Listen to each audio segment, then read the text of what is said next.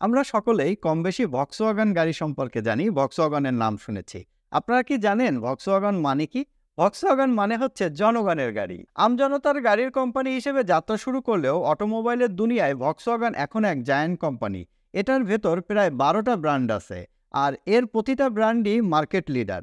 Audi, Lamborghini, Bentley, Porsche, Skoda এবং সিয়েটের মতো ব্র্যান্ডগুলোর মালিক ভক্সওয়াগন।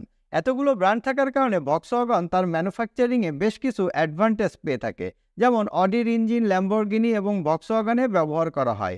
আবার অডি কিউ7 এর পোর্শা টায়ানের চেসিস এক প্ল্যাটফর্মের উপর একই প্ল্যাটফর্মের উপর ডিফারেন্ট কার বানানোর আইডিয়া ভক্সওয়াগনই প্রথম চালু করে লেট 90s-এ।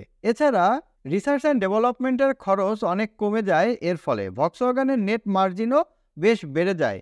ফলে রেভিনিউয়ের দিকে ভক্সওয়াগন টয়োটা থেকেও বেশ এগিয়ে। ভক্সওয়াগনের 80% সেল আসে স্কোডা, সিয়েট আর ভক্সওয়াগনের মডেলগুলো থেকে।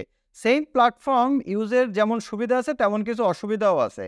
যেমন একই পার্টস অনেকগুলো ব্র্যান্ডের মডেলে ইউজ করা হয়, আর যদি কোনো পার্টসের সমস্যা দেখা যায় তখন সবগুলো ব্র্যান্ড আর মডেলই রিকল করতে হয়। যেমন 2015 সালে তাদের ডিজেল ইঞ্জিনগুলো হাই নাইট্রোজেন অক্সাইড ইমিশনের জন্য টোটাল 11 মিলিয়ন গাড়ি রিকল করতে হয়েছিল।